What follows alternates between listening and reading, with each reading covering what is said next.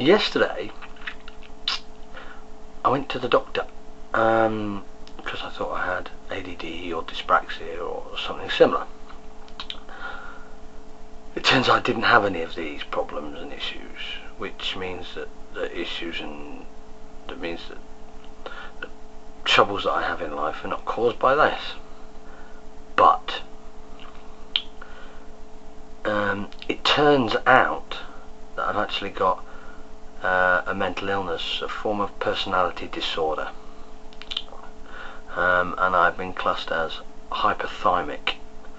I'll try and explain what being hypothymic and having hypothymia is from a clinical text, because I have absolutely no idea what it means from a personal point of view. I'm just going to pop a link up in the corner for a website that explains it a little bit better, but I'm going to just take a few little bits to quickly explain it here, so if you're interested, take a look.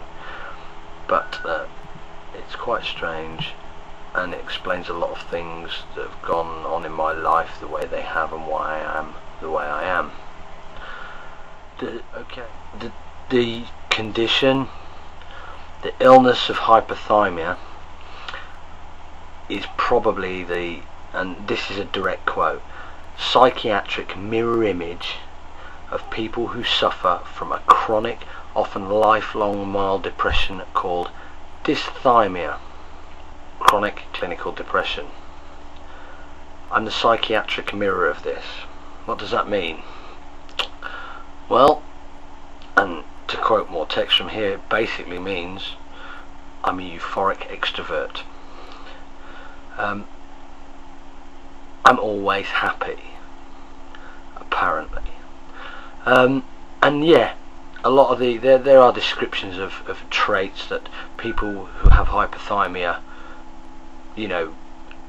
bear to the world, and I follow absolutely every single one of these traits. But nowhere does it really explain a great deal about it, because they say that most people with hypothymia never ever go and see a psychiatrist. No. This is easy, it's funny, and I'm not bothered anymore.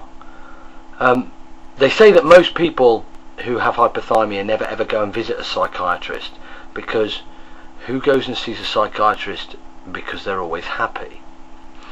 I went because I have issues that are causing my marriage to break down, and in fact have done so, and my wife and I are splitting up, and some of you that watch this video will already know this. And I'm not miserable about it. Yes, I'm absolutely gutted, and I wish it wasn't happening, because I love her without any reason, but the concept of what is happening is not depressing me in the slightest. I'm happy, not specifically about the situation, but I'm happy in general, and I'm not depressive, which, to be perfectly honest, is wrong. That shouldn't happen, and I have difficulty with this problem. Other things that have occurred. When a bill arrives in the post and you haven't got the money to pay it, most people will worry and stress, and in some cases, if the money problems are particularly large, which ours have been, because I've been in a lot of job transitions and so on, they would make people depressed. Seriously, my wife is depressed at the moment, with other things that have gone on as well. But I'm not. I have a very much a, if time is taken and spent, it will sort itself out and it will be fine. The problem is when it's not going to be fine and things do get worse. And yes, over the years we've had problems. There are other symptomatic parts of the condition of hypothymia. Verbal aggression. Personally, I'm very, very bad for verbal aggression. If I get myself cornered and I start to speak up and whatever, I will get very, very verbal about the whole situation, and I will shout, and I will be horrible and nasty. this is the main reason our marriage has fallen apart, because when we've had discussions where there are worries and problems around, I can't emotionally get down on the level of somebody who is depressed, because I can't get depressed. This causes tension, and that's a major contributing factor. It's difficult to explain how it works. I really would like to know if there are other people out there that have this problem, because I have no idea where to go. Yes, a lot of you out there will watch this and you'll think, my God, this guy's so lucky, he is permanently happy.